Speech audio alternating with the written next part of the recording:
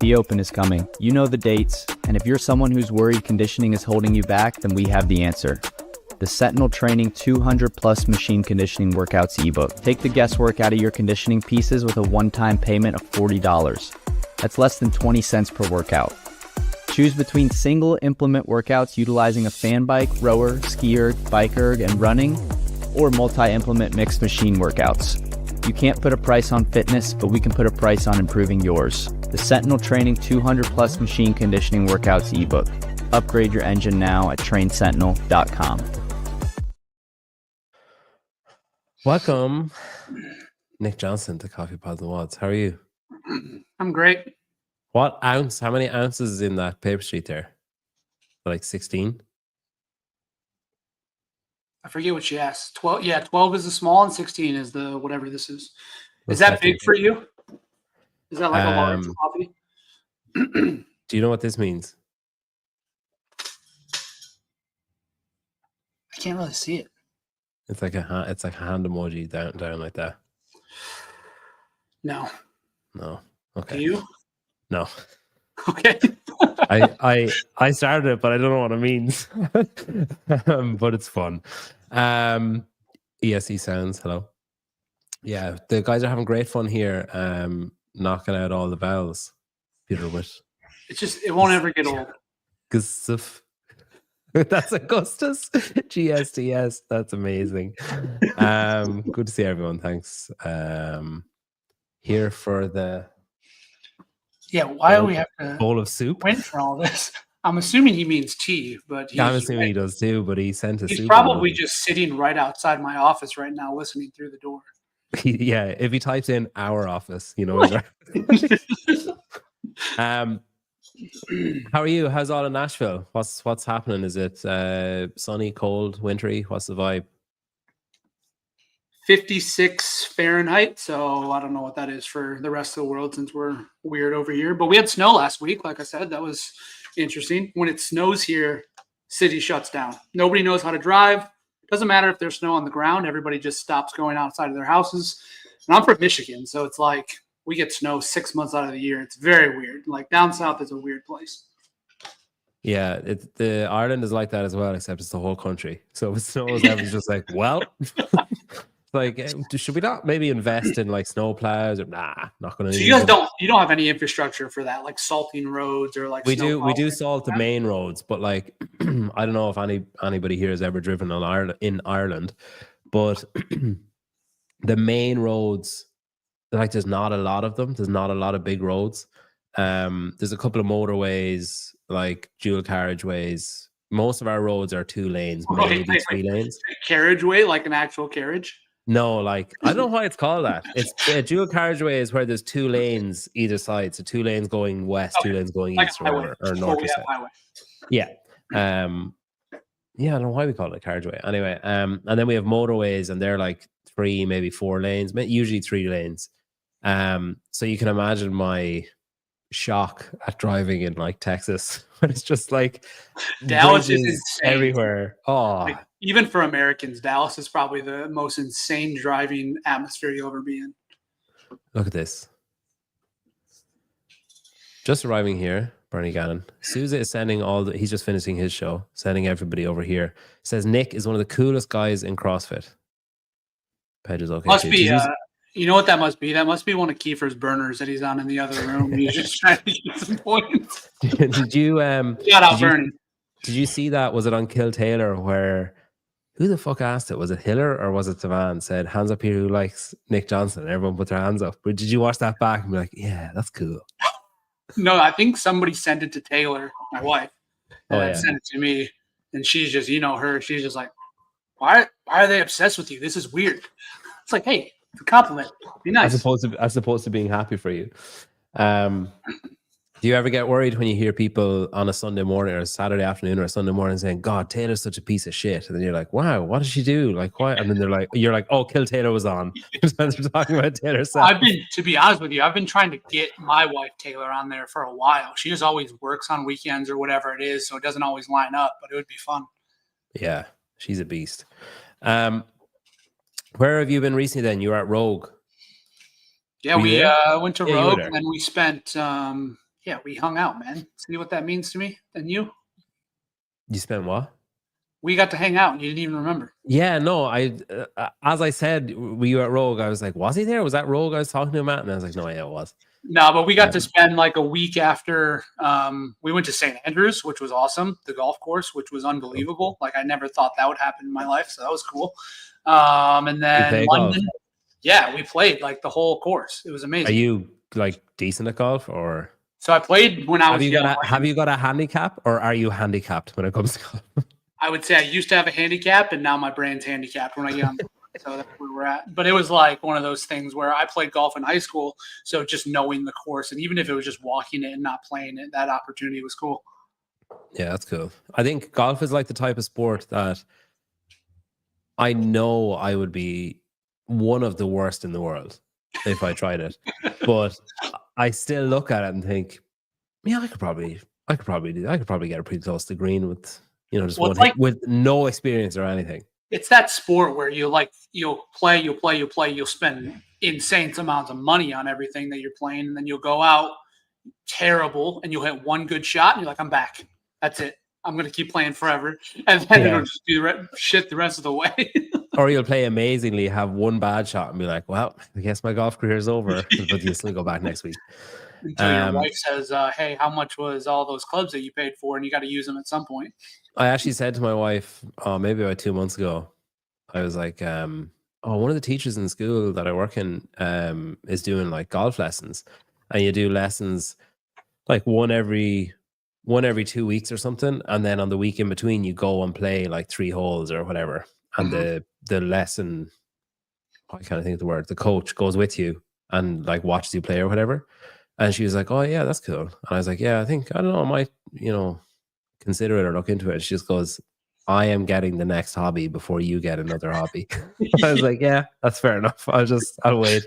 I'm already away plenty. I don't need to be gone for 9 hours, like chopping up the grass wherever I am. Shane's trying to get us to, he wants Willow to learn, like as a kid, really bad, just like to have a cool skill. Like I think he wishes he always had learned when he was a younger kid. So he wants to start trying to have me teach her. And Kiefer actually, he's a scratch golfer. He was going to play in college. What does that mean, scratch?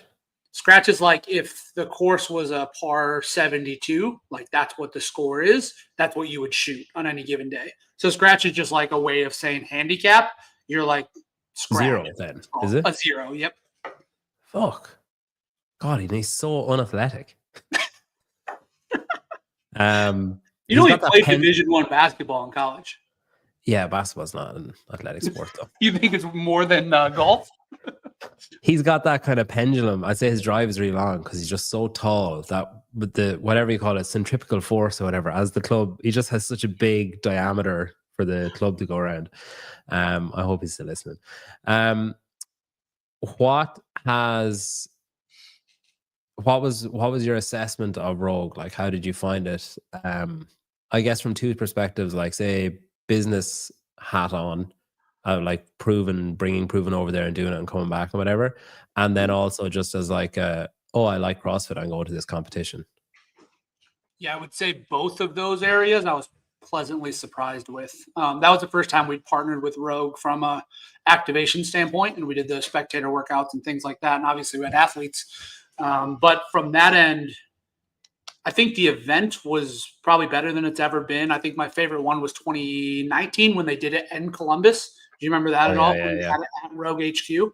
So that was probably my favorite event outside of the games that I'd ever been to, and this one topped that one. And I think it was because all the fans over there were just top notch. Like all of the people that came over there had never really been to the US. They'd never been to the CrossFit Games. This was kind of like their premier event. And I think we get so kind of wrapped up in all the sports going on in the US that the CrossFit world is just a little speck when it comes to live events. So people get really, I think, used to just, hey, like semifinals are there, it's fine. Like I'll just watch it online. But these people were like truly invested in coming over, watching for all 3 days. And that was a big one. Like Friday, I would say usually you don't get a huge crowd because people are working, they're doing whatever, they're coming on Saturday, Sunday.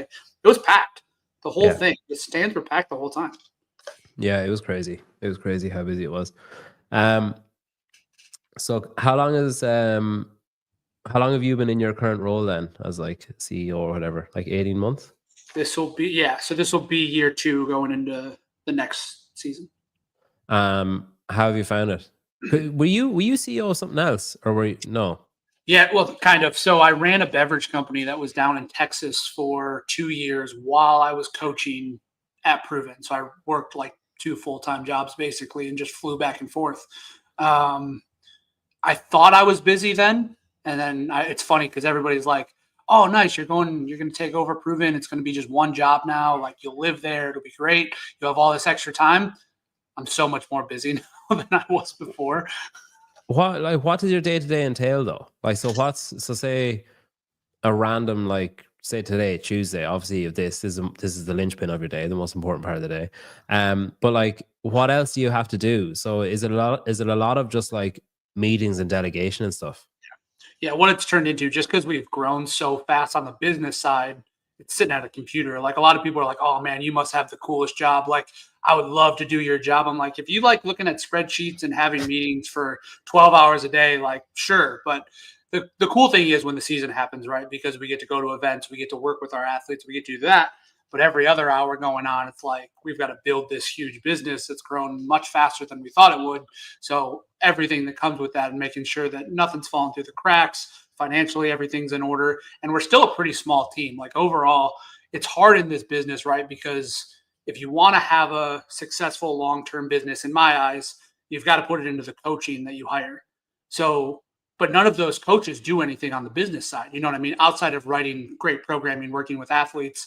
So like the business really just falls on Tia, Shane, and myself, where like the bigger you get, you don't get more time in the day when it comes to that. So it's getting on just optimizing everything now. We're trying to get everything to where once the season starts, we can get into what we need to do.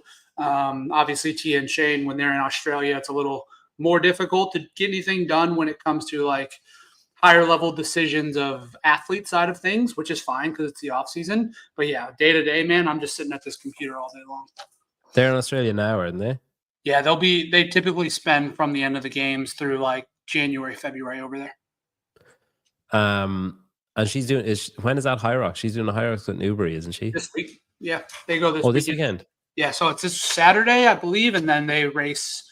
Jay and Maddie will be there, and I don't know if there's like any Hyrox pro athletes that'll be there, but should be cool to see them throw down a little bit. And are Jay and Maddie doing mixed pro as well? Mm-hmm. So they'll be racing each other. Yep. Imagine you're just like a casual kind of CrossFit Hyrox enterer, and you just like you're standing at the start line, you're kind of looking at your watch, and you're like, "Fuck, is that Tia to me?" You'd get some shock.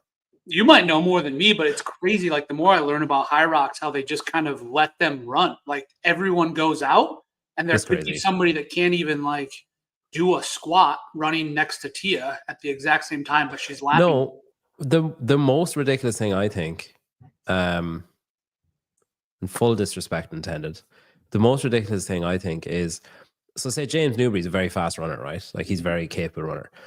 So he's standing at the start line. He wants to do a really good time. Tia's like probably in his ear being like, "We're fucking kill these fuckers." Like, you know, she's like ramping them up no end. It's like 3, 2, 1, go. They take off. There's guys out like running the same track on lap 9 who are dead on their feet and probably have never ran 9 kilometers before. Like, oh my God, is this ever going to end? And then Newbury's coming up behind them and can't go around them because there's people either side of him. So he's like, right, do I just run this fucker over? I guess so. Tia's been telling me to go all in. So here we go. It's crazy. We had some guys that did it was a Chicago race, and they did the pro doubles, and they got to their wall ball section, and it was 3 minutes before they got a judge. So you just stand, because they were all full. All the stations were full. So they just stood there for 3 whole minutes while they waited for somebody to come count their wall balls. Yeah, it's crazy. I mean, yeah. That's what you're looking at. It'll be interesting. Yeah. It'll be interesting, though, because I think like once people like Tia, and obviously James and Maddie and Jay, but specifically Tia, when they get into these things, if the brand will start taking notice of obviously having an athlete of that caliber, not only athletically, but also socially, and obviously with influential athletic ability, like if they'll reach out, if they want to work together, if they want to start moving towards more of a sport style division where it's like, let's just go let the big dogs run and let people actually watch them instead of having to watch them next to people that are taking 2 hours to do the same thing. It's crazy though as well. Like it's such a cattle mart. Like there's just so many people packed in. Like it's a great business model because any race sells out in 30 minutes. Like you can't get a ticket. But I feel like a lot of people, like I spoke to a lot of people after the first Dublin one, like whatever last year, and I was at it. And I was like, man, this is stressful. Like how many people are here and that you have to walk. Like if I'm at the entrance and I want to go to say station 1, which is, I don't know, fucking Rowan or sled put, I don't know, whatever the first one is, I have to cross the track that they're running on to get into the middle of the thing. And it's just, but it's not like, okay, you can all go now. It's like every man for yourself, like look left, look right. Well, why would you look right? Look left. And then cross over. And it's like it's not like there's no traffic light system. There's no guy in a yellow high vis like saying, okay, it's safe to cross now. It's just go. And I've seen some people like start walking across and be like, oh shit, and backpedal and someone run past. Like it's crazy. I saw a reel yesterday, and it was a guy that was following another guy doing the burpee broad jump section. Because supposedly, like, well, and on paper, it just looks like the worst section. You're doing 200 plus feet of burpee broad jumps. They're like, the biggest hack in Hyrox is just follow somebody doing burpee broad jumps and walk behind them and say you're doing a double. Yeah, we're doing a partner one. And then just take off at the end. Yeah, wow, that's actually clever. Okay, so Rogue was last. What's next then? So are you going to Wadapalooza? Is that next? Yeah, Wadapalooza. Kiefer and I are going out there. I think we've got 10 plus athletes that'll be competing. So it's like, it's always a fun one to kick off the year because it's a little low stress and all of our coaches build out plans for these guys. Dwight will be out there too, which will be great. But it'll be like, take it a little more seriously on the first couple of days. And then when the team division kicks in, just have some fun. Is there a proven team doing it? I think we've got 3 or 4. Oh, okay. I don't know Kyra said if I want to break the news, I can. So she's got a team with Olivia and Spiegel, Danny. Wow. Is that good news? Is that fun news for you? Yeah, that's exciting. Okay, there we go. We got one. Okay. One of so Danny Spiegel, Olivia Crusader, and Kyra Milligan. Yeah. Cool. Okay. Yeah, that's cool. Is Sydney doing individual? And then Sydney is doing individual, and then with Brooke and Haley on a team. Oh yeah, they said that after Rogue, didn't they? Yeah, that's cool. Okay, that's interesting. Yeah, team. Where's my mouse? Team. You're going to be there, right? Yeah, I haven't heard anything. I don't know why. Like, it's so frustrating so say like Fit Fest was on this week, at the weekend. Colton was there. You know that. I don't know why I'm telling you that. But I like DM'd and emailed them like multiple times saying like, hey, what's the story with media access? Nothing. It's like, oh, can I go to, if I go, like, will I have access? Nothing. Just following up on that request about media access, just wondering what's the story. Nothing. I've been in contact with Wadapalooza being like, hey, what's the story with January? Because like I did the thing at SoCal, the broadcast thing. And I basically want to know, am I doing that again or am I doing my own thing so I can start planning? Nothing. She's like, yeah, we'll let you know. It's like, how do you not know this yet? Like, it's worrying to me how last minute so much stuff is. But then when it comes to the games or the official CrossFit season, if there's one thing that's off, people are like, oh, this is fucking ridiculous. And it's like, Dubai didn't announce their workouts till the day before it fucking started. And then all the programming was shit. The movements were terrible. There was no one in the crowd, but like, best competition I've been to. This is the best iteration of Dubai I've ever been at. It's like, fuck off. Like, is that what people said? Yeah, I've seen multiple posts saying, oh, the most enjoyable, like Karen Freyova was like, oh, this is the best, whatever. I'm like, really? Like, it's not though. Like, it's no matter what. 20, like, what was it? 2018, 19, 20 were really good years. Year, whatever. Yeah. Those were really good years. I just feel like, I don't know. I mean, it's the best in respect of, hey, I won it and I have this money. But like, whatever other metric you use, you cannot argue that. Like on the debate show the other week, PC said that Dubai is the top 3 best competitions. I genuinely thought he was having an aneurysm live on the show because there's no other explanation for saying that.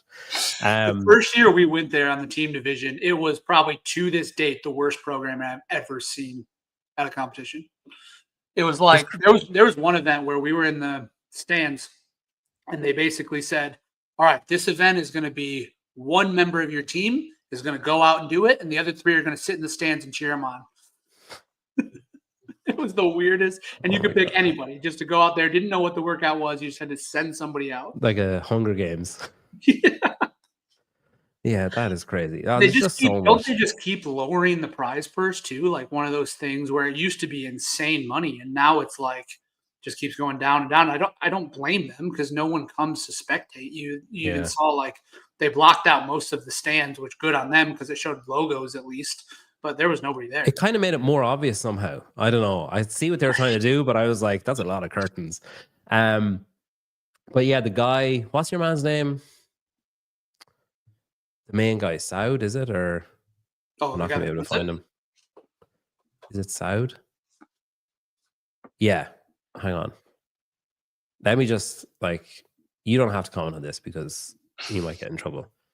But just, so like, this is the guy that runs it, program. I don't know. He's in charge of it anyway.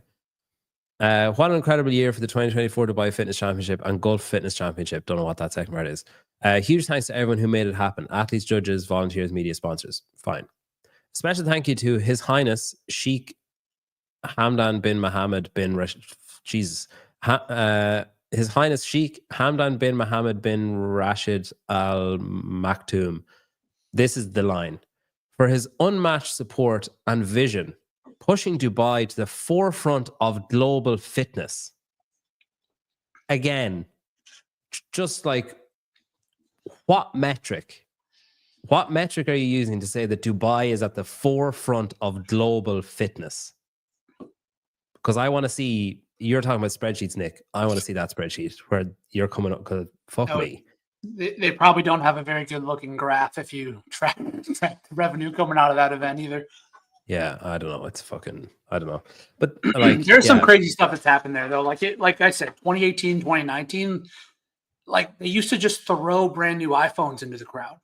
You know, like when they do t-shirt cannons, somebody would come out with like fire them like that way, like spin them at you, or a brand new box, like a gold-plated iPhone. Just like, hey, throw it out. Here you go. Here's $1,000. Like it used to be wild, man. And I think they've got some different people that at least fund it now. That's why it may have come down a little bit, but it was crazy then. Yeah. I mean, like the long said, and you might be able to speak to this, but like the long held opinion, there's two opinions. People who don't know much say, God, there must be so much money in competitions and like in running an event, like it must be so lucrative. And then there's the people who do seem to know, who say like, hey, you know, if brands weren't willing to part with like swathes of cash, this would all crumble and fall apart. Apart from like the games, like everything else would fall apart.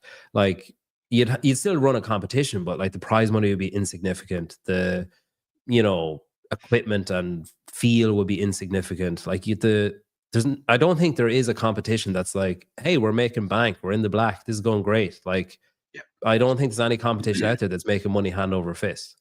And it's the funniest thing about this is you talk to the owners of the biggest competitions in the world, and they'll tell you like how hard it is to make $1 on these events. And they do the best job out there. And they're like, they know how it goes, and it's going to take you years to be able to pull off an event that'll even make you money. I mean, look at Rogue. Like I obviously don't know the financials of Rogue at all, but I would be shocked to see if they're getting even close to getting their money back on that. Yeah, I wonder the prize money would be interesting because I want that, like they probably aren't being hit as hard with that because they invest. I say they've probably invested now for next year. Well, and I don't even like view that as the cost, right? Like that's just the event, true. How much it costs. Then you have to add prize money on top of it. And I think Dubai used to be so enticing for people because the prize money was the best out there.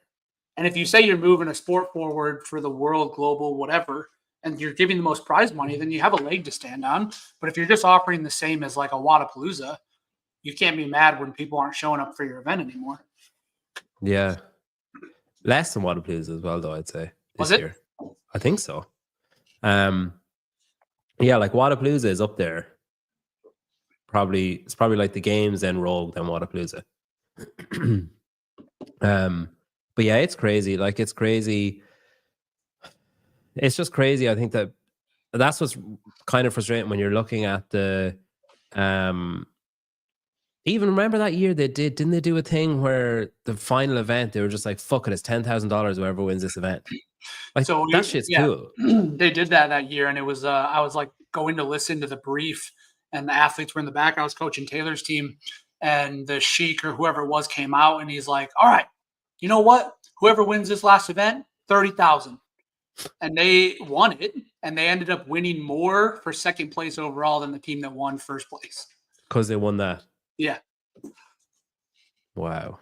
So if you're doing those things, like, and you just know what you're getting into going into it, fine. Like, I think if you sign up for it, great. But when you start just making it a regular competition, I think they were upset with some of the athletes that may have pulled out or athlete participation being low. You just can't expect people to fly that far away around the world for just another competition like that, especially if there's no spectators there. And then you don't really see any US or European brands sponsoring it. I don't think if you looked at that list, you would know many of the brands that were partners with the event. But even last year, they seem to do it every second year where it's invite, then qualifier, then invite. But like the people they invited last year, and I know this is going to disrespect people, it's not intentional, but like it was like a who's who of who the fuck is that? Like every name, you're just like, what? How do they get, what basis are they being invited on? And I wonder, do they know themselves, hey, if we invite Tia, she's probably not going to come. Like, and they just went down the list saying like, okay, we can probably start here. Like from here down, we have a good chance of people turning up and saying yes and not being embarrassed, because it was quite a random like group of people. But yeah, Bonnie, does Torian make money? I mean, I'd say if they do, it's fuck all. Yep. Like it's not, I don't think it's a case of like, wow, Torian has, turned a profit of $1 million for 2024. I don't think it works like that. I think all of these brands are propping it up. And I think if the likes of GoWad and Frog Grips and those other companies say like, you know what, fuck it, I'm not interested this year, a lot of the competition would be like, oh shit, like where are we going to get, like, you can only get so much money from qualifier workouts. You can only get so much money from spectator tickets, and you have to pay like rent the venue, equipment, like t-shirts and shit for the people judges. Don't realize, like, I think the biggest thing is the broadcast, how expensive it is. Like, yeah, and insurance as well. Yeah, it's crazy. Like, it is crazy. Like broadcast, to my knowledge, it's over $250,000 just for something fairly basic. Like fairly, what to us looks basic. Yeah, exactly. 100%. Yeah, where you're kind of like, oh, this is a bit shit, and that's. Like I'd say Wadapalooza is probably $500,000 just for the broadcast. And the hard thing is, like, that's just the standard now, right? So like people just expect something to look really good. And if it doesn't, even though it cost you $250,000, like people are still going to be all over you and complaining in the comments. And I know, like, that was at SoCal, there was a couple issues where like the stream went out or whatever it was. And it's so hard to like figure that out at a first year venue like that. And I thought they did a pretty good job overall, but they still got wrecked for so many different things. Yeah, especially the host of the show. But that's the benefit of, like, say, what we did at Crash is that, like, you're coming in and it's like basically bootleg, and it's like people were complaining. I remember there's people in the comments saying like, why are you not? And you're in a position to just say, hey, shut the fuck up and just move on, and you can't, like, it's great. It is interesting though when you look at the likes of Dubai. I'll discount I won't include FitFest because it's sort of like I don't know what it is, like an exhibition, or it's just kind of, it's a way for the athletes to get paid, and then they kind of just exhibit themselves or whatever. It's like a fan meet and greet with a workout involved. But like Dubai is a competition. All these other competitions, every year there's issues with the different competitions, and every year there's issues with like even just selfishly from my side, where you're not hearing back about access or something, and then you have athletes not hearing back about something, or camps not hearing back about something, or brands not hearing back about something. And then like when that's the alternative, it's just interesting how quick people are in the comments of different things. Like I was reading Spin put up a post today about Bandit 5K runners, and people commenting saying, oh, the athletes should just do their own thing. And the people are commenting on Craig Ritchie's video as well, saying, well, it's about time the athletes set up their own competition, just did it themselves. And it's like, right. I mean, other people have set up competitions already, and you're not going to those, and you're not involved in those. So what makes you think that because Brent does it, suddenly you're going to say, well, it's time to get my wallet out and like blow off the cobwebs and start buying tickets? Like if you're not going to Wadapalooza, you're not going to Rogue. Why the fuck are you going to go to Ottawa for some competition that Brent set up? Do you know, like it's not as easy as just saying, oh, let's just start a new thing. It's like new things have been started since this new thing started in whatever, 2012 or whatever. New things have branched off around it, and they haven't been successful. They've been successful insofar as they still exist, but they haven't been successful in being self-funding or being like, hey, look, Wadapalooza makes $5 million a year and it only costs $2 million to put it on. Aren't we great? It's like, it doesn't work like that. Like it hasn't happened for anyone like that yet. No. And it's just, I mean, people keep saying the sport is young, and like overall, if you want to look at other professional sports, it is, but there's just no continuity in what we've done in the season. So there's like, in any business, you've got to test and retest things, and even as an athlete standpoint. But if we can never retest anything because nothing ever stays the same, that's where the issue comes in. Yeah. And it's not even the event, like the third-party event people's fault, right? Like if the season's changing so much and people don't know when events will be and when anything is happening throughout the year, it just makes it harder on everybody. Pooh Boy says, in the middle of training, just want to pop in and say, what's up to Nick, capital N. Stoked to be part of the Proven community and excited to meet you at Fittest of the Coast, maybe even Wadapalooza. He is going to be at Wadapalooza, Mike.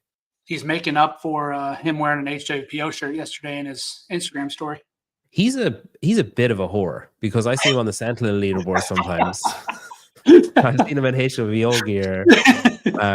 Yeah, I think he's a fair weather. He's found his team now. He's good. We'll take care of him. Yeah, Fitkowski again. That's no disrespect to Brent either. That's just a name I pulled. But like, I mean, anyone. I'm very curious to see what Will does. I'm very curious to see how it goes. But I don't think it's going to be a case of people just saying like, oh, this new thing started and it's instantly successful. And I think that's what people are thinking is going to happen. And it's just dumb to think that. I mean, we've had these conversations with all these people trying to do different things this season, and you wouldn't believe the off-the-wall things that some people have asked us about. And it's always one of those things where, like, okay, go get $10 million from somebody that's going to fund your league for the next 5 to 10 years, and then we'll talk about it. You know what I mean? Like, Live worked because they had the massive infrastructure to pay for this thing for years, not just, hey, this will be year one. I hope it works. If it doesn't, we're gone. Like, that seems to be where most things are at this point, because it was just a very emotional response to the year, which is very understandable. But people are kind of throwing business out the window at the same time, thinking they can make magic happen, like you said, which has never been proven before in the past. I think as well, they're hoping. I don't know about Nick or about Will, but I just think that in people who are calling or clamoring for these things to start, I think they're hoping that because everyone's so emotional and angry that they'll make it work. Like that everyone will be so pissed off with CrossFit and Dave that they'll all jump ship and join this other thing, and it'll make it like instantly a success, and all the athletes will move over, and etc. and etc. Like, I'd be very interested. Like, I've heard that World Fitness Project are saying, hey, we're going to give you a minimum, like we're going to pay you to compete at our events. And I'd be very interested to see what would happen if they didn't do that.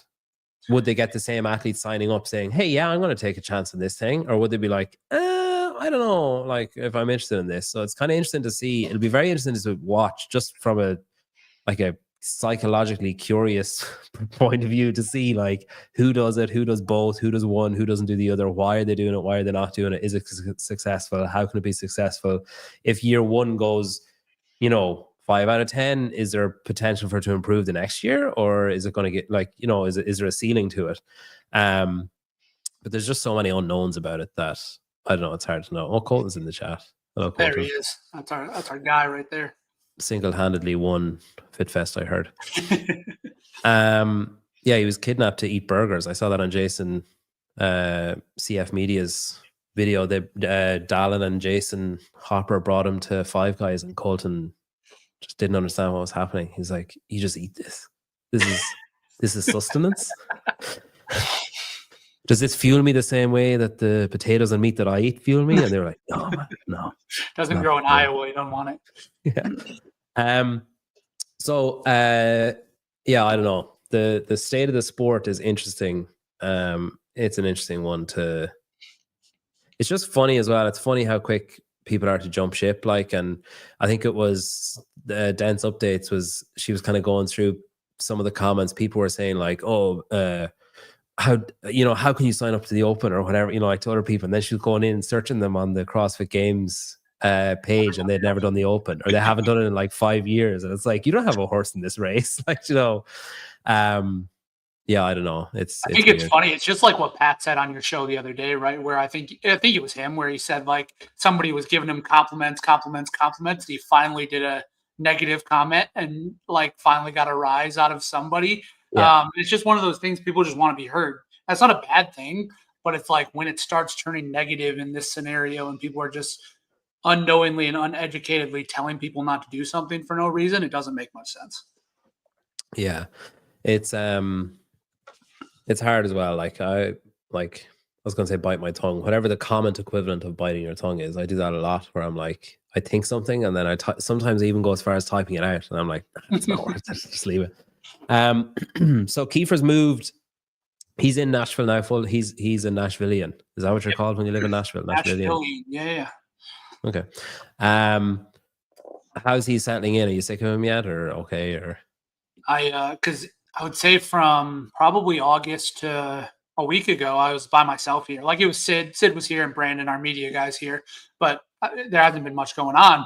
I think I spent every hour with Kiefer his first 4 days here, which was, I had to take a day off from him that 5th day, but it's good to have people in the office for sure.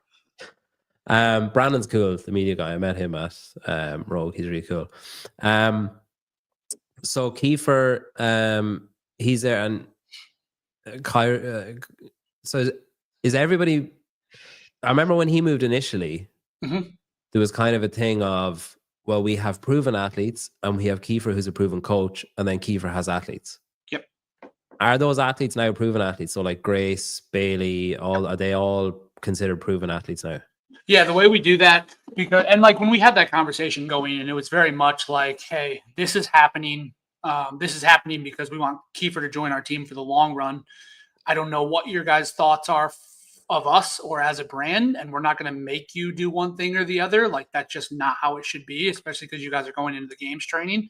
But when we move into 2025, we're going to sit down and have our kickoff meeting with all of our athletes. We're going to show you kind of what the plan is to be laid out, what we can do for you, what we can offer you. And if that sounds like something that you're interested in and we want to help your career elevate even further than it has, we'd love to have you. But it's more like one of those things where if you are working with us and you really want everything that's entailed with that, yeah, you need to technically be one of our athletes if your coach is here. But if you have a strong will one way or the other, we're not going to say, oh, sorry, you're fired, you're not with us one way. But yeah, like I think as you've noticed, like most of our athletes at this point, even newer ones have bought in really well. And it's been really cool to see just because of some of the infrastructure we've been able to set up with partnerships with athletes, kind of the back end where they can earn money, they get free products, they able to do some things that maybe other camps and other coaching groups may not be able to offer, which is something our biggest goal of 2024 was. When you look at the other camps, are you like, yeah, we're doing really well? Or are you like, oh, like who do you compare yourself to? I get you. It's kind of hard to compare yourself to Mayhem because they've had a head start, so to speak. Like they've been around a lot longer. Right. So, and then I guess like you and HWPO started at a pretty similar time. So is that your comparison? And I know like it's like, oh, we don't compare ourselves to anyone. We don't have any competition, but like, I mean, everybody does. To be quite honest with you, I don't know if it's as much as a comparison. I think you have to look at it, right? Because if you're in business with other groups, like they're competitors at the end of the day, yes. But I think being as private and closed door as this space is, it's hard to really do a comparison, right? Like I know our numbers, I know what our business looks like on the back end. I know where we were, where we're going, and where we are. I can't compare that to anybody else. Yeah. I don't know anybody else's numbers. But when it comes to kind of what we're doing with our athletes and more on that side of the business, yeah, I wouldn't say anybody's doing it any better at this point. I think our plan moving forward, it's probably the best that you're going to see. And I keep telling people, like, come back to me in 5 years and let's see where everybody's at. Because what we're building over here and kind of the coaching staff that we have, it's going to be what lasts the longest. What do you think you're doing now that other camps aren't doing? Camps. So if we're just talking about the athlete side of things, I think it's more so now we've put a massive emphasis on our coaches.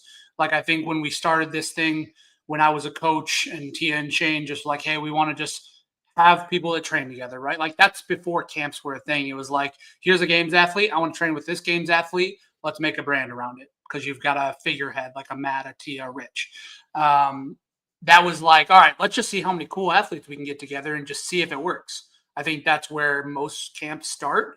And that's just not sustainable because it's like there's so many factors when it comes to egos, when it comes to the kind of people you bring in, if you're in person, if you're remote, to where we've just really narrowed it down and said, hey, we're going to bring in the best people possible on the coaching side. And we're going to bring in the best athletes that fit that from a personality and character standpoint. Like just because you don't fit in a camp model doesn't mean you're a bad person, right? It just means that, hey, you like to be alone.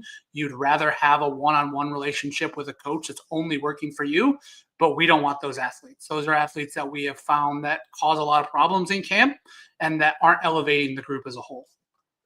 Do you think that if Tia was closer to human than she is, so like if the rest of, so like Tia's here and the rest are kind of down here, but do you think that if that gap was lessened, do you think Proven would be as successful as it is? Like, do you think she'd be more kind of protective of what she's doing and how she's doing it and stuff if she was only winning the games or competitions by like 10 points and it was kind of dicey and there was people nipping at her heels all the time?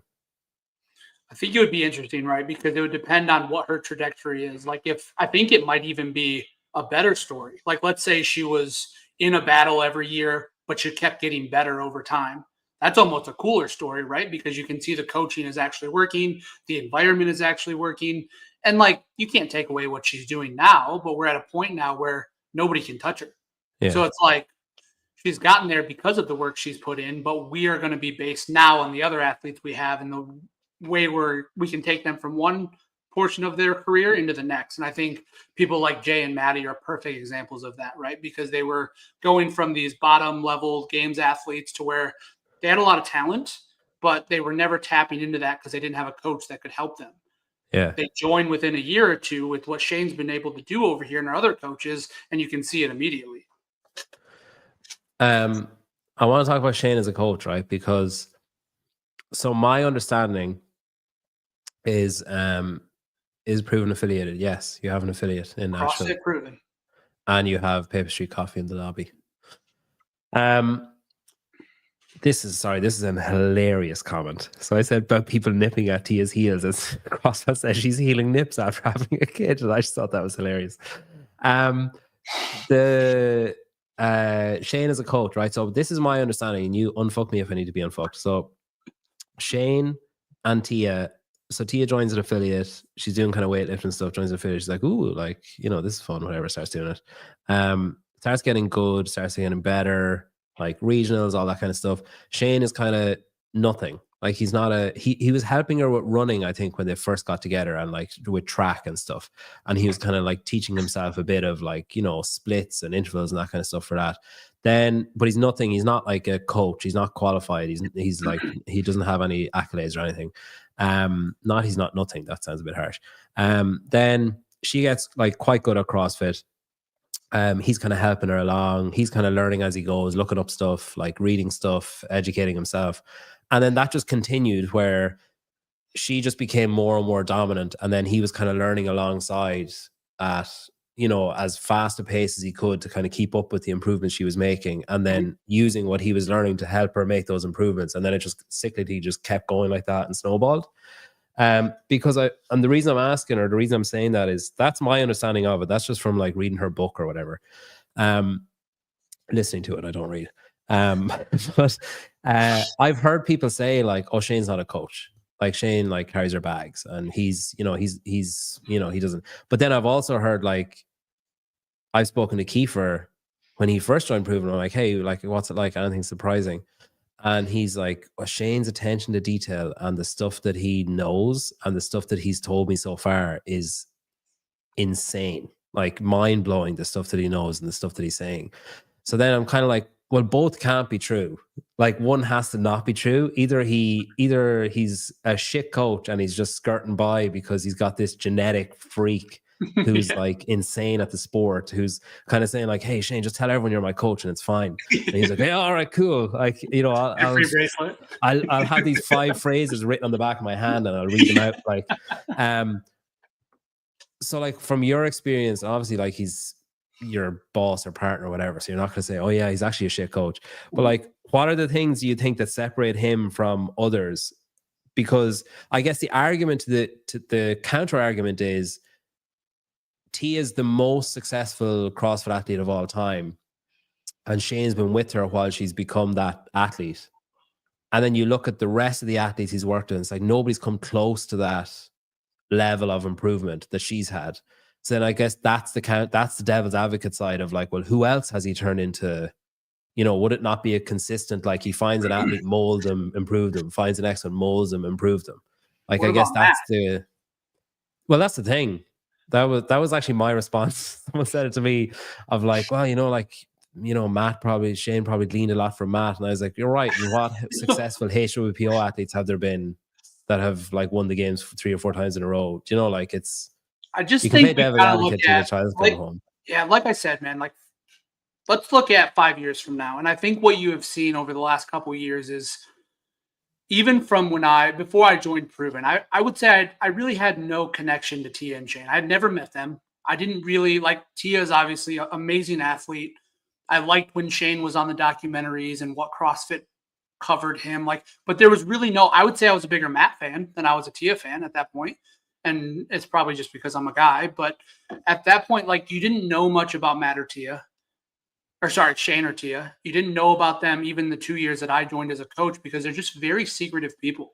And secretive is not a bad word, but they have a winning formula and they want to hold that to themselves, to where my job has been, and even to Kiefer's point, we want him to impart that on our other coaches because of how smart he actually is. And that's what he's been able to do over the last year and a half. And it's not so much of him like wanting to hold on to secrets and not give them to anyone. He just does things a certain way. And it's been fun to kind of extract that and have him finally move into more of a teaching role to our other coaches than just working with the likes of Matt and Tia, right? So he was able to, he's so smart. He's one of the smartest guys you'll ever meet. And he finally, like when we sat down and I took over this role, we both said, hey, you're doing something that you don't want to be doing on the business side. It's taking away from what you should be doing on the coaching side. Like this only makes sense. And the minute that happened, he was able to go fully in on just coaching. I think you've seen where the brand has gone since then. It's going to be my goal till the end of time to kind of show how smart that guy is as a coach. And he's always going to hold his cards close to his chest because we're always going to have athletes in the sport and we don't want to give everything away. But if anybody could sit in on a meeting where Shane speaks with an athlete for the first time that's interested in coming to our camp, they'd run through a wall. Like it's one of those things where he just does things differently. And he's not about a camera being in his face that he wants to throw this all over the internet about how good he is. He actually cares about people getting better. And that's one of those things he told an athlete the other day when we were on a call. He's like, all I care about in this life is seeing people be the best at something that they're doing. Like whether it's track with Tia or if it's bobsled with Tia, it's just something that he has a passion for. And I don't think he could care less if there was a business involved around it at all. Obviously, it's great for them, and it's something that has moved him into a position where he never thought he would be. But I think he would be doing the exact same thing if he was on the rugby pitch coaching some local league in Australia. It's just what he was born to do. What athlete was the call with? I'm not disclosing any athlete information on this call. Is there potential athletes joining Proven, do you think? Yeah, 100%. How many? Like one or like 5? So that's something I like. That I think that's just something that we really want to hold on to athletes being able to announce. I don't think it's really our place. Like once that comes out, it'll be fun, and I think we'll have some cool additions this year.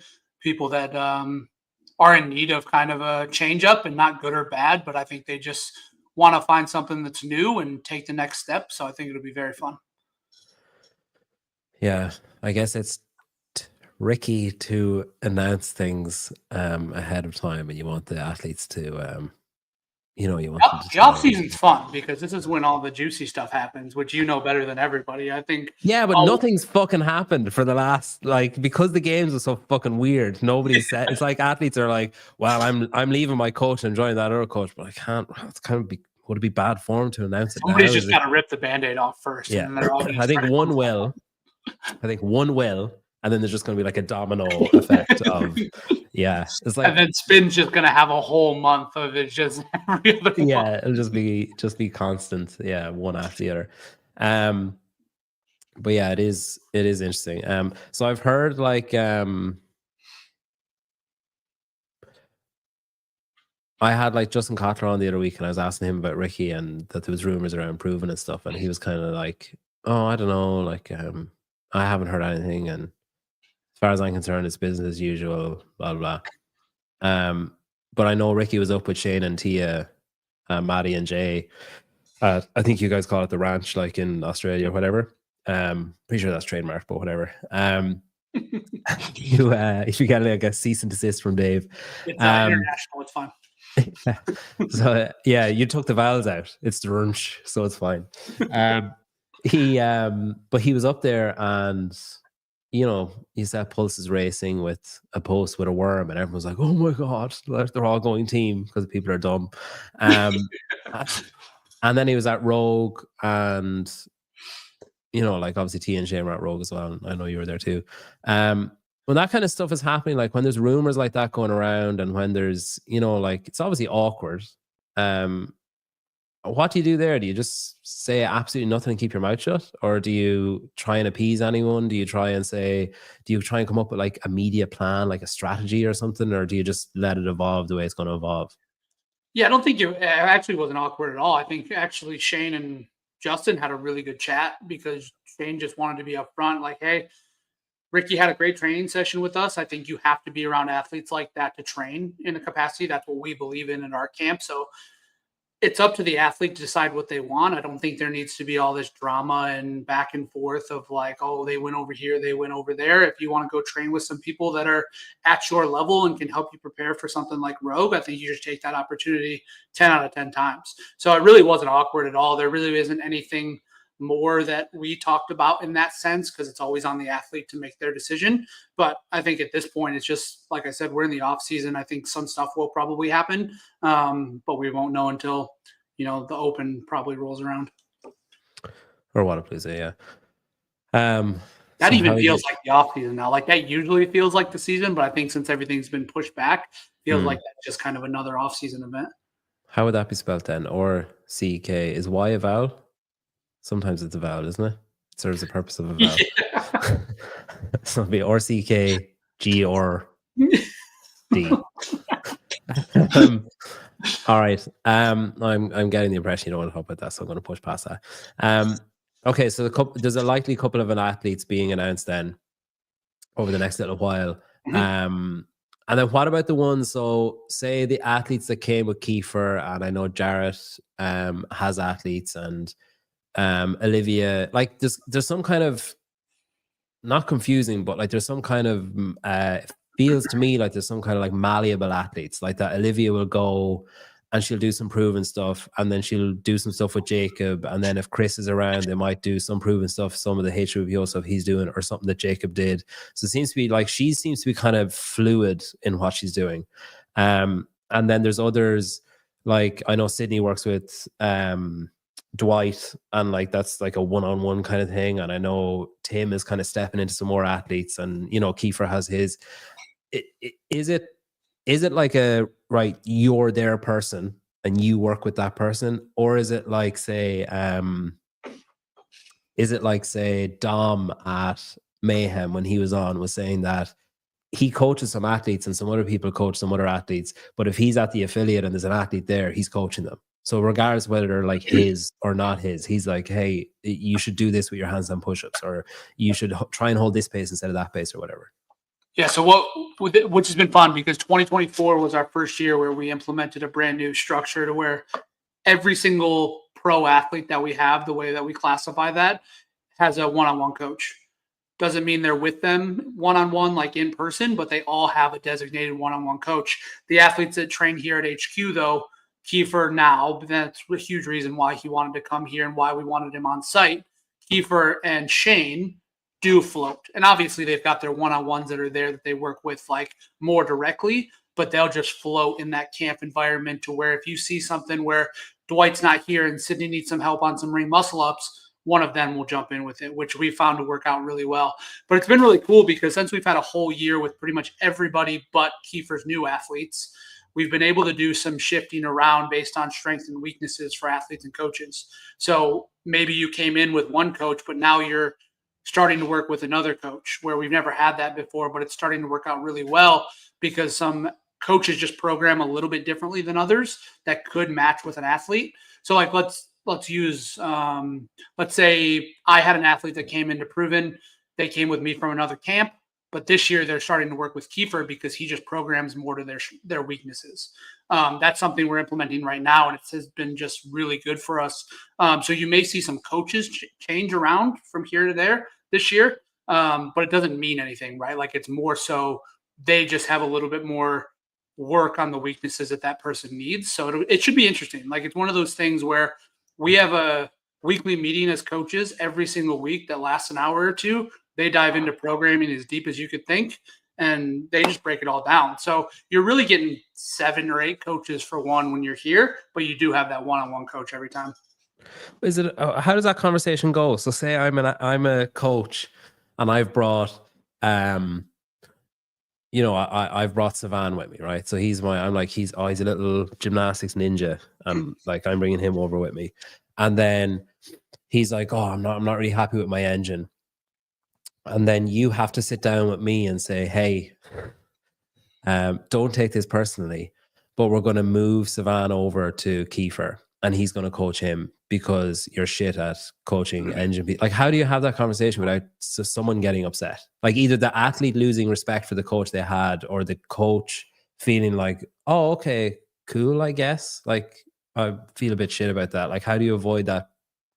Yeah, and you would think it would be awkward, but because our coaches work so close together in like those meetings they have every single week, we just have open conversations about it. Like, hey, you're having really good success with, let's say, Joey and Colton, right? Joey and Colton, you guys are having really good success together on this, and Caroline is a lot like Colton. What do you think about you working with Caroline on XYZ with her weaknesses, right? It's a very open conversation. It's not one of those things where people's egos are involved. I think every person that we hire, that's a huge conversation that I have with them, and Shane does as well, where like, hey, you're coming to a camp now. You're not just on your own. We are going to supplement that by paying you very well for what you're doing and security in your job. But you have to understand that we're all working towards a bigger goal now. Like it's helping our athletes as a whole in our camp rather than you just getting very attached to this one individual and them doing that for the long term. Where like even people will jump in with Tia, like people will help Tia on things while they're in person, and Shane's not going to get an ego about that, right? Everybody's getting better at the same time. Take some set of balls to go over and correct Tia on something, I feel. That's like, ask Kiefer about that sometime. He was here. I don't know if you thought about doing it this way. Hey, excuse me, Miss Most Successful Athlete in the History of the Sport. I was just wondering if you thought about moving your toes slightly. I've been there, man. When I first started, I was like, my heart got up to 200 every time I like got close to her and wanted to give her a cue. And most times you just get close, then you turn right back around and you go the other direction. What is there any significant? That was the other thing I was going to ask, actually. Does Shane, because he's like the head honcho, I'm guessing, of, coaching. He's like, he's the Tia of coaching, I guess. If he sees, like, say, everyone's together and he's looking around and he sees, like, Colton, he's like, man, I could do a fucking job with him. I got my hands on him properly for a year. Like, does he ever pick someone out and say, all right, that I want to help that person. I think I can do something good. It's like that's a diamond in the rough, and I think I can polish it up a bit. Yeah, and that's actually going to happen this year with a couple people, which is really cool because I think we need to start looking at, hey, we want this to continue growing for years, like much longer than any of our athletes that are here right now. And we've got some young athletes that I think he's going to take a larger part in this year and really kind of back them and like, hey, this is what worked for us early on. Let's start taking some steps in that direction. But back to the whole uniformity and what our coaches do, our biggest goal is like, hey, I want the 7 of you to start programming and coaching like Shane. Okay. You're not going to be Shane. You're never going to be that way. And you have your own strengths that are going to help you be hopefully just as good, if not better, in other areas than Shane. But we all kind of want to go towards that same, I don't know if you want to call it a stream or whatever, we're all swimming on. But like for him, he just wants to help our coaches help the athletes. So like in those meetings, he'll just say, hey, I noticed this while I was here. Let's write a progression for this, that. Like, I think they would do really well with that based on my experience with this athlete in the past. So it's one of those things, no one's really siloed off. Like, no one's just sitting in their office writing a program for 1 or 3 individuals. Everyone's kind of doing the same thing, which has been really useful. So currently he's Tia and Olivia. Shane is.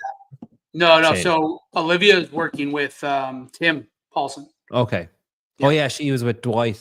Up until so and that was a great example. That's actually one of the first ones that we had to where we thought, hey, Tim's one of our best coaches that we have. He doesn't have a one-on-one games athlete right now. Dwight, you've got 2, maybe 3 in your pocket. Let's move one over to Tim. His skills line up really well with Olivia's. He obviously has the experience from the athlete side that can help a younger athlete as well. So they've been working together for the last 2.5 months, and it's going great. And it's going to be somebody where Tim's going to be able to put a lot more attention to detail on what she's doing as a young athlete to where we're excited for that one. So who's Shane coaching now then, apart from Tia? Jane, Maddie, Tia. Okay. And there's another, you're saying there might be more people added to that? Yep. Who? No. Okay. I would say like when we have our athlete meeting, that's usually like January, February, everything will be out by then. Bump it up, man. You've got 10th of December now. Just do it on the 10th. Do it now. I'll give you. Come back in 15 minutes. Go have a quick come back.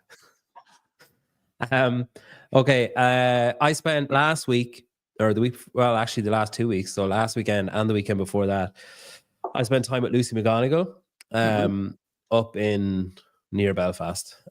So she did her level 1 last weekend. She passed it. So congratulations to Lucy. She's now level 1. Certificate holder.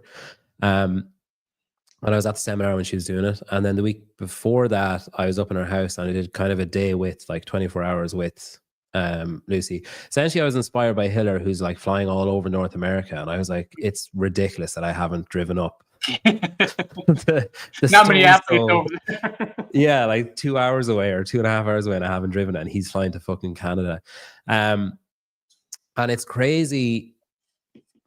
I don't know, like, I guess I knew, like, I know how seriously people take it, and I know that you have to be so invested in what you're doing.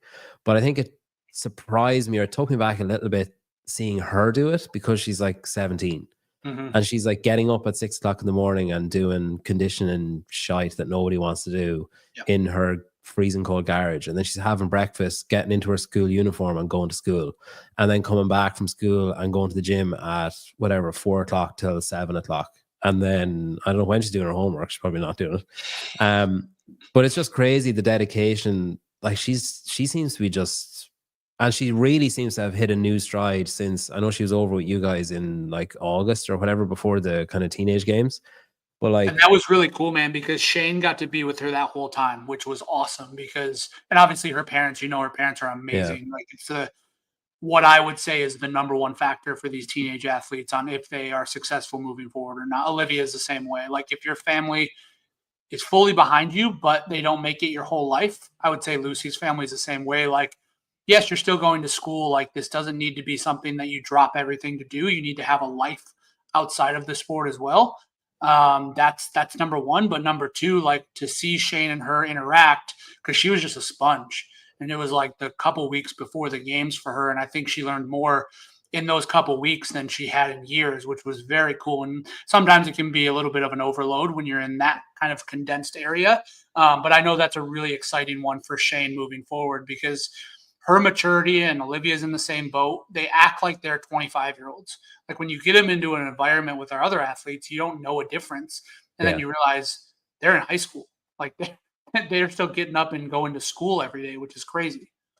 Especially like seeing her at Fit Fest and stuff, and she's there with like BK and all the other older athletes, and she just doesn't stand out at all as being like, you know, naive or immature or anything. It's crazy. She's got an insane future ahead of her.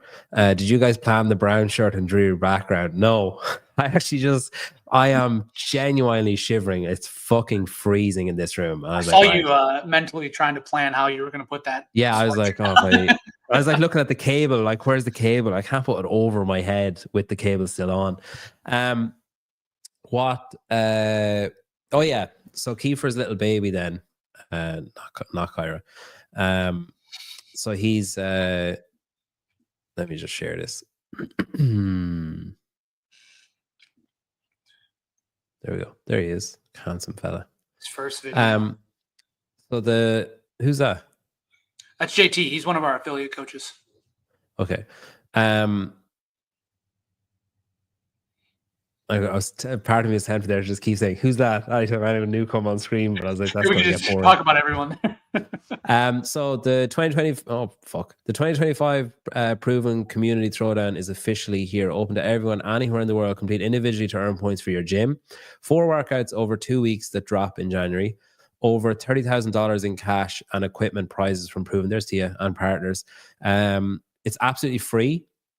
Designed just for you. With registration, you receive an exclusive owner package featuring 1 month of our best-selling Proven affiliate program, which we have seen on this show with Seth and Taylor going through the program with Dwight. Regular town hall meetings and everything you need to kickstart the new year with your members and run a great community event. You haven't done anything like this before, have you? No, first time for us. Why did you start doing this? What's the purpose? You know, I think once the games ended, it was one of those things where we didn't know what was going to happen this year. Like, it could very well be that we don't have the games. I knew the Open's always going to stick around and we're always going to be a part of the Open because we truly believe in it. But we're like, hey, what can we do to give back to the people that are our team? We call them a team, right? People around the world that rep our brand, like Mike was saying before. We've done so well this year and we've grown so much. We can't just be people that just take that money and keep giving us.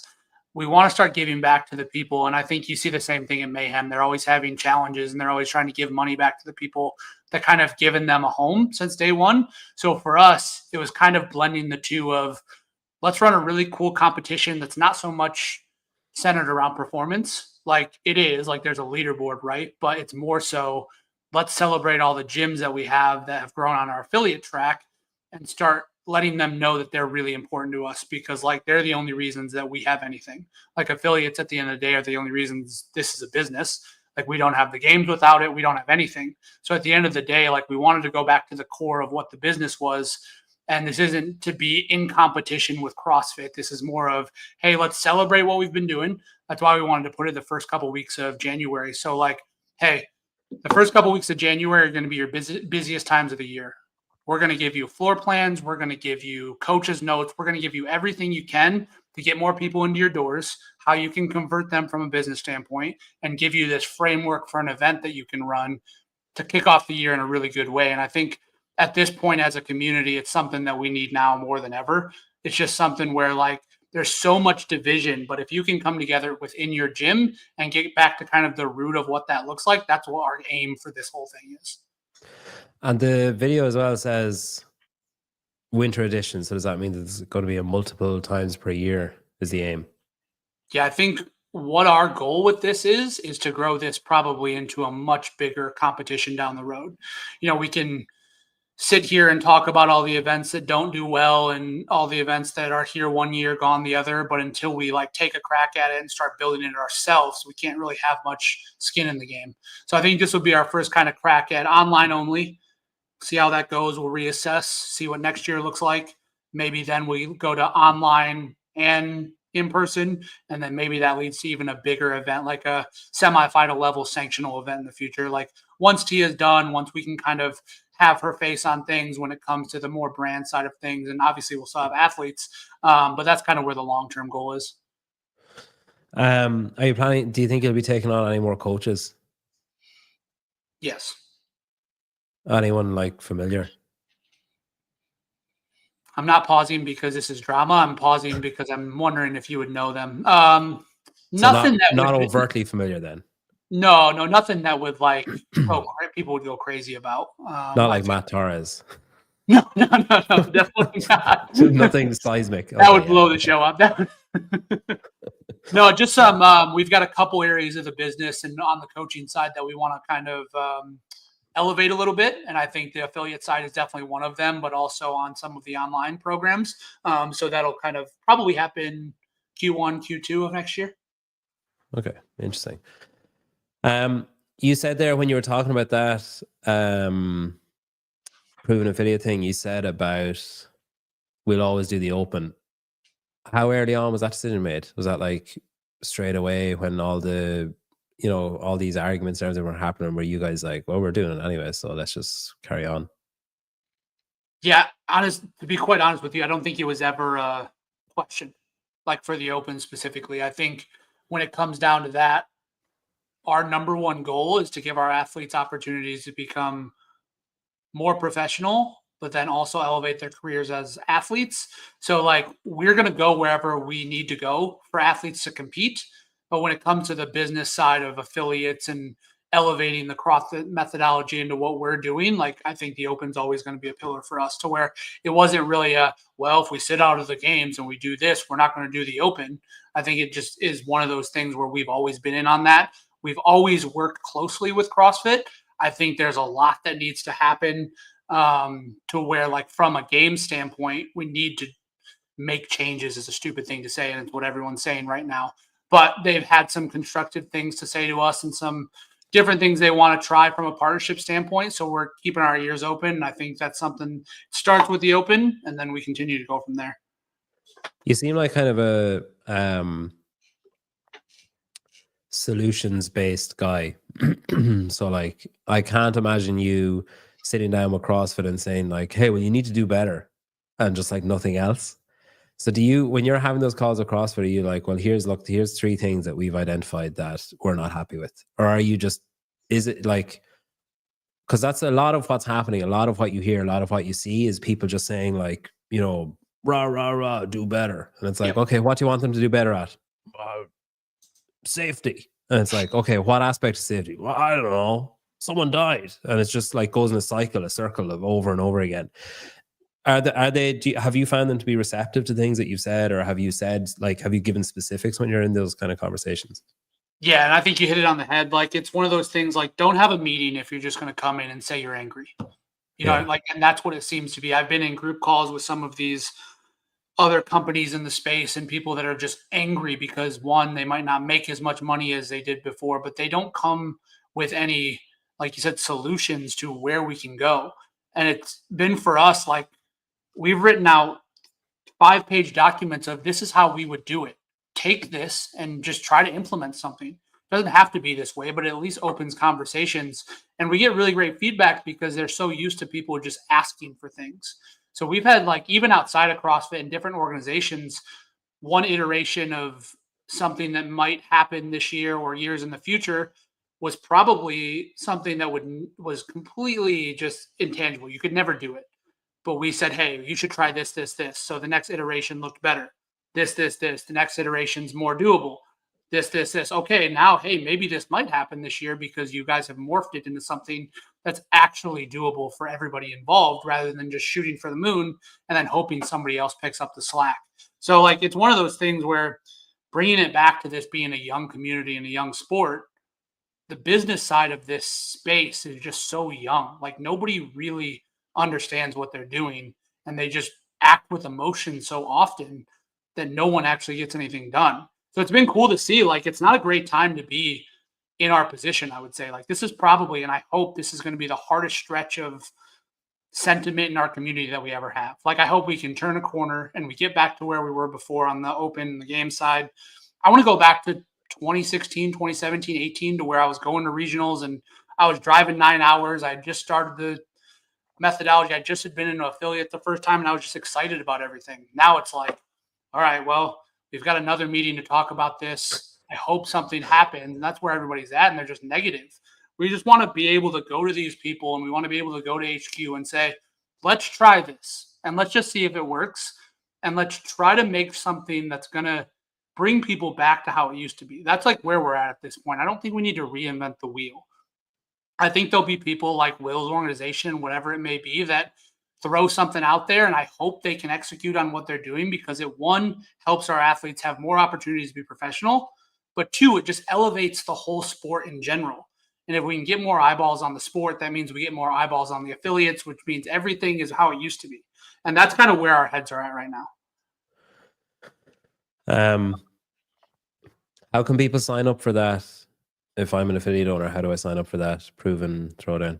So we've got, there's a couple different ways. So if you go to our website and it says Proven HQ Community Throwdown, and it says I'm either an individual or a gym, if you're a gym, you just put in your email and we immediately send you an automated response that has a free coupon code, and that puts you on. Oh, wait, like I can do it at home? Yeah, 100%. Oh, I thought it was just affiliates. No. So yeah, Community Throwdown up top. Yeah. Oh, bollocks. Oh, geez. So if you're an individual, that will just take you to register for the event. So that's like a competition core landing page. Oh, yeah, okay. That's easy. And then if you go back, the other one is for gyms. So that would just be throw your email in there. That will give you all those tools I talked about. So the PDF with the programming, the floor plans, the town hall meetings, everything will just go straight to your email from there. It'll give you a free sign-up code. And that way, when you sign up on the leaderboard, your gym will show up under your name. And that's how you start counting points towards your participation. Who's this on the left? Which? In the blue sports bra. Oh, Riley Beebe. Do you know who she is? She's a teenager. Yeah. And Sydney. Yeah, so Riley actually lives like 30 minutes from us, so she's in the gym all the time. These fucking pop-ups. Get out of it. That's Jared, isn't it? There, yeah. Yep. I haven't seen much. Is Sydney Michelasian, is she like taking time off? Is she still competing? Like, what's she doing? She moved back to Canada. She's doing really well. I actually had a conversation with her a couple of days ago, and she's working for a nutrition company with hockey players up there. And I think she's really found a groove that's good for her, and she seemed to be really happy with what she's doing. Would we expect to see her like turning up competition floors again, or is she taking some time off? As far as I know, yeah. Okay. That's what it sounded like. Cool. I think that's kind of everything. So Kyra, Olivia, and Danny Spiegel are doing a team together. Shane is going to take on some new athletes. Some athletes currently in-house, maybe moving, coach. Expecting any athletes to leave or no? Not that I know of, and I don't think like at this point. Nobody important then. Yeah, nobody that would I think that you would know about. And Ricky's joining. Okay, so I think we've covered everything there. And if you want to sign up for the Proven Throwdown, you can do that through the website if you're an individual, or if you're an affiliate, you get all that stuff. That's really cool, actually, all the floor plans and stuff. That's amazing. Yeah, there's no downside for affiliates because it's just like every individual that signs up for you, you get a point towards winning all these. So you got $30,000 worth of equipment that we're giving away. So it's like there's no reason not to. And if you want Kiefer to keep his job, you should. If you care about him, yes. Yeah. I don't understand this. Are they going to Mayhem for semifinals? I don't understand that. I don't think CrossFit knows that news yet either. Yeah, I don't understand. You know what, Nick, tomorrow is the 11th of December, or December 11th, as you call it. This will be 5 years Yeah, 5 years of doing this show tomorrow. And I think you're firmly inside the top 5 of people I've gotten to know through doing this show. I think you're really, really good guy.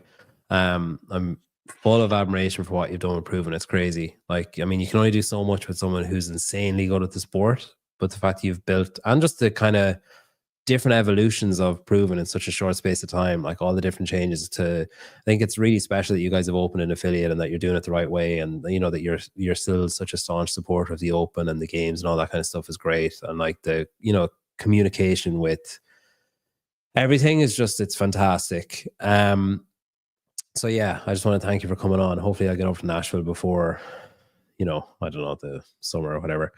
Congrats. Best of luck with the Throwdown. We'll see you in Miami, I guess.